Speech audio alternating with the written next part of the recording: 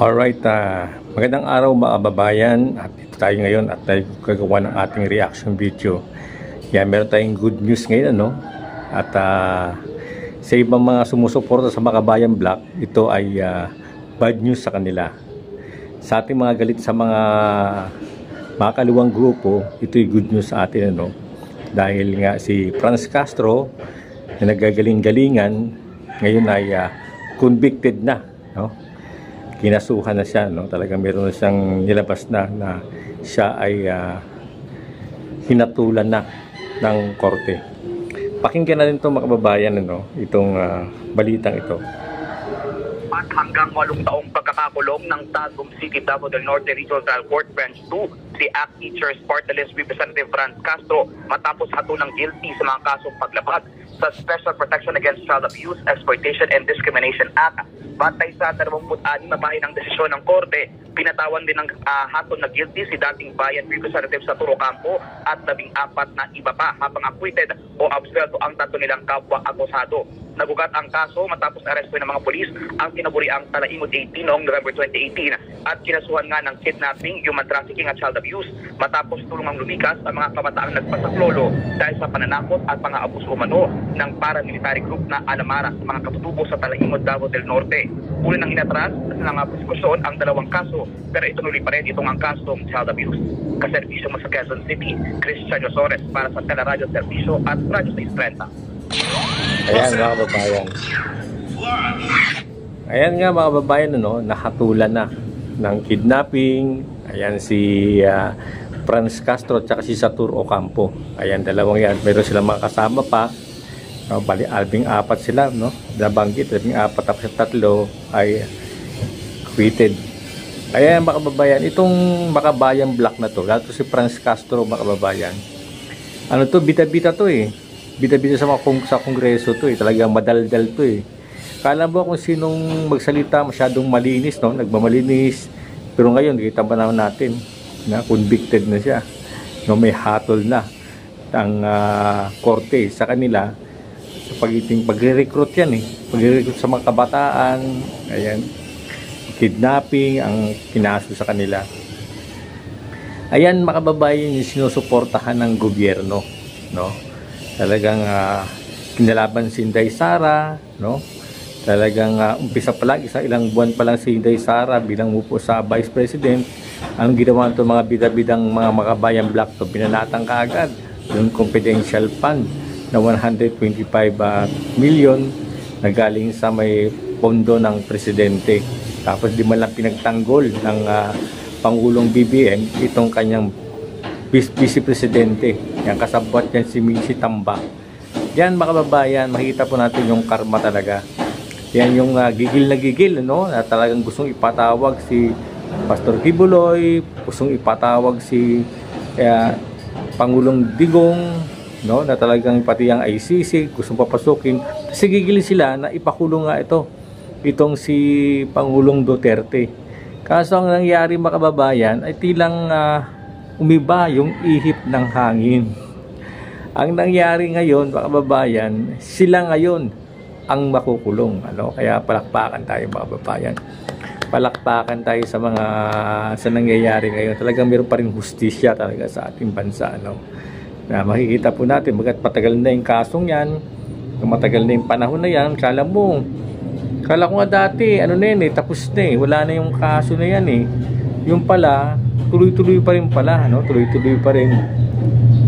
Yan, nakita natin talagang nakakahiya ngayon siya, no? Nakakahiya. Kaya makikita po natin talaga, no? Kung tayo talagang yung nagagaling-galingan, nagmamalis-malinisan, nakakala natin talagang napakagaling, pero totoo lang, wala naman naniniwala sa kanila eh. Sa Makabayan Black na, wala naman naniniwala dyan.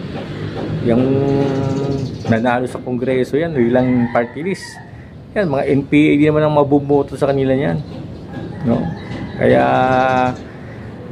dapat lang talaga na mangyari sa kanila yan kasi salot sa lipunan yan eh, no?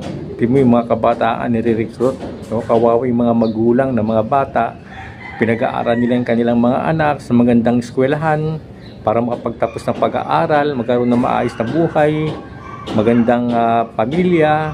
Pero ang ginawa nila, itong Makabayan Block na to. Yan, i-recruit yung mga kabataan. Ayan,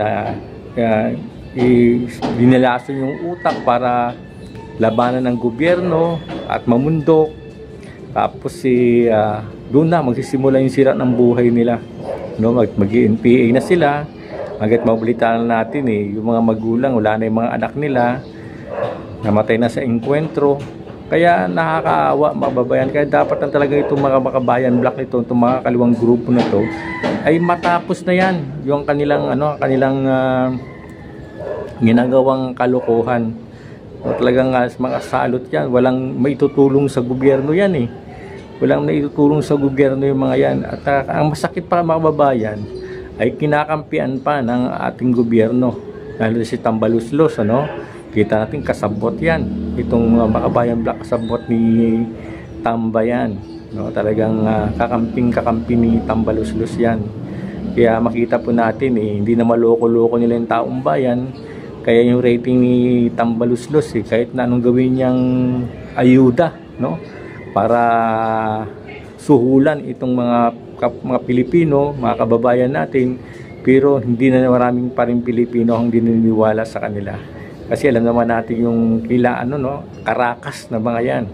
Alam naman natin kung ano yung intention talaga nila, hindi makatulong sa bayan, kundi as kamkamin yung pera ng bayan at sila ay tumagal sa posisyon. Kaya alam na natin yung mga karakas niya, kaya hindi na sa atin, lahat tayong mga Pilipino alam natin yan, kaya bagsak ang rating yan bagsak ang rating niya, kahit ayudang igawin niya, bagsak ang rating niya kasi nga, mga kababayan, walang naniniwala na sa kanila, walang naniniwala na yan. Kaya ito, mga kababayan, lapit na election 2025, dapat mapag-isip-isip na tayong mga Pilipino na kung sinong puputuin natin. Yan, yung mga Makabayan Block na yan, dapat din na makabalik sa Kongreso yan. Yung pondo na nakukuha nila sa kaban ng bayan, ay ginagamit lang nila yan para sa pondo ng kanilang asosasyon, ng kanilang grupo, na walang ginawa kundi labanan ng ating gobyerno. 50 years na nakipagpanggulo sa ating gobyerno yan. Kaya walang gobyernong matino dyan. Lahat, ito lang ang gobyernong matino sa kanila dahil kinakampihan sila. Kaya yan, at kaya good luck na lang siya sa kulungan. At kaya mag-aapila pa naman ng mga yan, mag-aapila pa rin. Pero kahit mag-aapila sila, at convicted na talaga sila kasi may hatol na sa kanila yung korte. Kaya maraming nagbubunyi, at viral nga itong nangyari sa Makabayan Block, si Franz Castro tsaka sa Tour Ocampo. Taga maraming mga kababayan tayong masaya, nagbubunyi dahil sa nangyaring justisya sa ating bayan dito sa mga Makabayan Block na ito, kung saan talagang walang ginawang tama, walang ginawang matino. Kung magsalita sa Congress, kala mo kung sinong mga magagaling na tao kala mo kung sinong talagang walang kasalanan, malinis ang mudhi, pero kita naman natin lumabas ang katotohanan ng mga recruiter talaga. Sinatanggi pa nila yan, mga kababayan tinatanggi pa nila ng mga Makabayan Block na sila ay protector ng mga kaliwang grupo. Pero ito na, napatunayan na na mayroong yung korte na talagang sila ay nagre-recruit ng mga kabataan. Kaya yan, mga kababayan, ito lang ating update ngayon at tayo nagpapasalamat na talagang meron pa rin justisya sa atin at yung mga taong ganito ay dapat talagang mabulok na sa bilangguan at para hindi na mamayagpag at para yung mga kabataan natin ay hindi na ma-recruit ng mga taong ito.